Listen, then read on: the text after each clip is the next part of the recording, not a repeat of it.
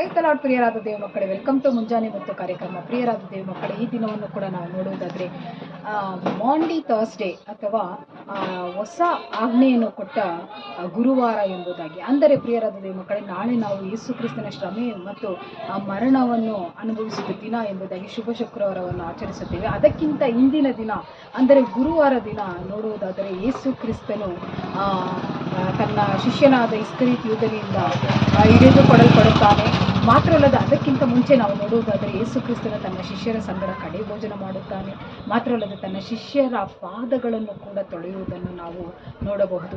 ಆಗ ಯೇಸು ಕ್ರಿಸ್ತನು ಈ ದಿನವೂ ವಿಶೇಷವಾಗಿರುವಂತೆ ಒಂದು ಆಜ್ಞೆಯನ್ನು ಕೊಡುತ್ತಾನೆ. ಯೋಹಾನನು ಬರೆದ ಸುವಾರ್ತೆ 13ನೇ ಅಧ್ಯಾಯ 34ನೇ ವಾಕ್ಯದಲ್ಲಿ, ನಾನು ನಿಮಗೆ ಒಂದು ಹೊಸ ಆಜ್ಞೆಯನ್ನು ಕೊಡುತ್ತೇನೆ, ಏನೆಂದರೆ ನೀವು ಒಬ್ಬರನ್ನೊಬ್ಬರು ಪ್ರೀತಿಸಬೇಕು. ನಾನು ನಿಮ್ಮನ್ನು ಪ್ರೀತಿಸಿದ ಮೇರೆಗೆ ನೀವು ಸಹ ಒಬ್ಬರನ್ನೊಬ್ಬರು ಪ್ರೀತಿಸಬೇಕು ಎಂಬುದೇ. ಪ್ರಿಯರಾದ ದೇವ ಮಕ್ಕಳೇ, ನಮ್ಮ ಸತ್ಯವೇದದಲ್ಲಿ ನಮಗೆ ಅನೇಕ ಆಜ್ಞೆಗಳನ್ನು ದೇವರು ಈಗಾಗಲೇ ಕೊಟ್ಟಿದ್ದಾರೆ. ಯೇಸು ಕ್ರಿಸ್ತನು ಕೂಡ ಅನೇಕ ಆಜ್ಞೆಗಳನ್ನು ಹೇಳಿರಬಹುದು.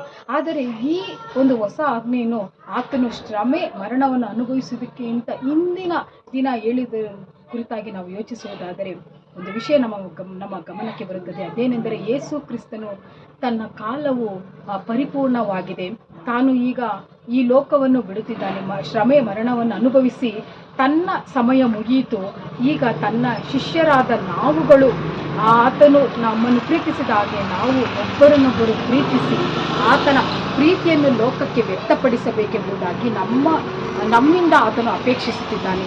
ಹಾಗಾದರೆ ಯೇಸು ಕ್ರಿಸ್ತನ ಕಾಲವು ಮುಗಿದಿದೆ, ಈಗ ನಮ್ಮ ಸಮಯವಾಗಿದೆ. ನಾವು ಆತನ ಹಾಗೆ ಒಬ್ಬರನ್ನೊಬ್ಬರು ಪ್ರೀತಿಸಿ ಆತನು ಕೊಟ್ಟ ಆಜ್ಞೆಯನ್ನು ನೆರವೇರಿಸೋಣ. ಶಿಷ್ಯರ ಕಾಲುಗಳನ್ನು ತೊಳೆದ ತನ್ನನ್ನು ತಗ್ಗಿಸಿಕೊಂಡ ರೀತಿಯಲ್ಲಿ ನಮ್ಮನ್ನು ಕೂಡ ನಾವು ತಗ್ಗಿಸಿಕೊಂಡು ದೇವರ ಪ್ರೀತಿಯನ್ನು ಈ ಲೋಕಕ್ಕೆ ಹಂಚಬೇಕೆಂಬುದೇ ಯೇಸು ಕ್ರಿಸ್ತನ ಉದ್ದೇಶವಾಗಿದೆ. ನಾವು ಆಜ್ಞೆಯನ್ನು ಕೈಕೊಂಡು ನಡೆದು ಆತನ ನಾಮವನ್ನು ಮಹಿಮೆಪಡಿಸಿ ಆಶೀರ್ವಾದ ಹೊಂದಿಕೊಳ್ಳೋಣ. ದೇವರು ಈ ವಾಕ್ಯ ಭಾಗದ ಮೂಲಕ ನಮ್ಮನ್ನು ಆಶೀರ್ವದಿಸಲಿ. God bless you. Have a nice day.